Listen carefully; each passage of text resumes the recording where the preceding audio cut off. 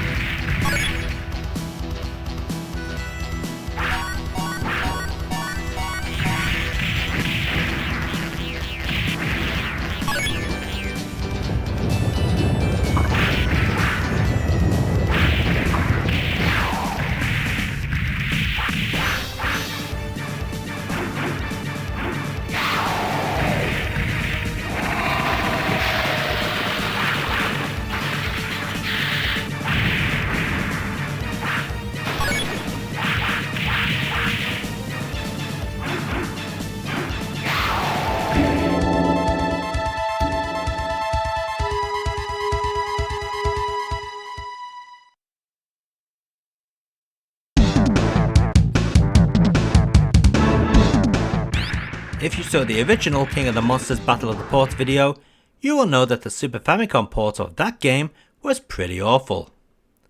Well, I'm happy to say that this sequel is far better done. One big thing you'll notice with this version over the Neo Geo original is that the damage taken by enemies is far more forgiven. That's not to say this is an easy game, just a lot more fair than the arcade original. As we can see, the graphics are fairly well done.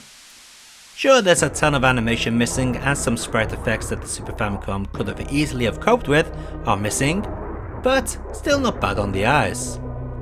Your ears will also be happy with pretty good renditions of the arcade's music.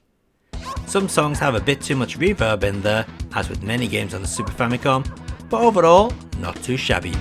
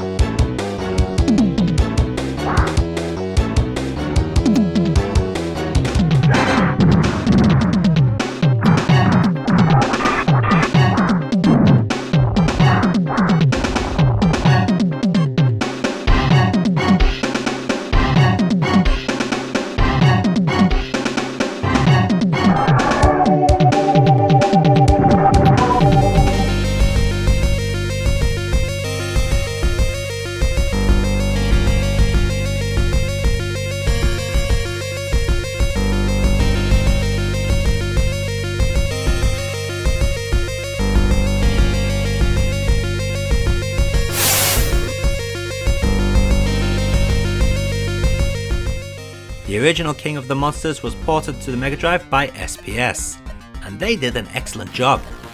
The second game, however, is a completely different beast. This port was handled by SNK apparently, and published by Takara. What we have is quite a different game. Gone is the side-scrolling beat-em-up approach, and in comes a one-on-one fighter. But is King of the Monsters 2 any good as a one-on-one fighter? Well, some seem to think it is, while others think not. Personally, I'm not a fan. I find it too difficult to pull off the special moves due to the nature of moving all over the place. I also miss the destruction found in the other versions. Yes, you can smash stuff in this port, but it seems so watered down that it's hardly noticeable. On the plus side, you can now play as all the monsters and even visit some of the areas originally found in the first game, straight from the very beginning.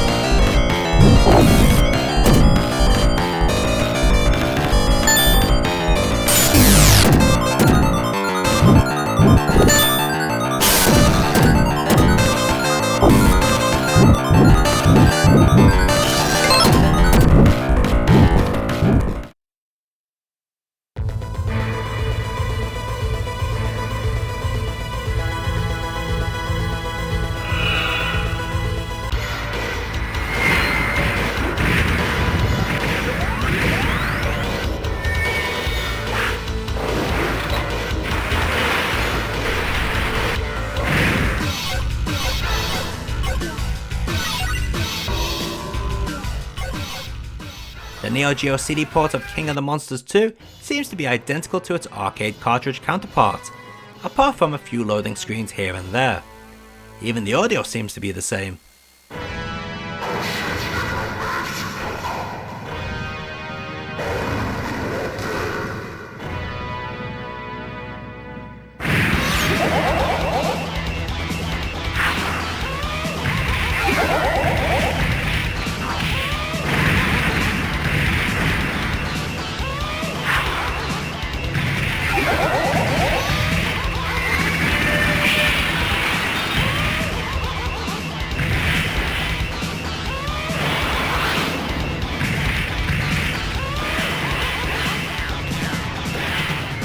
There's only 4 versions of King of the Monsters 2, but let's take a look at all of them running side by side.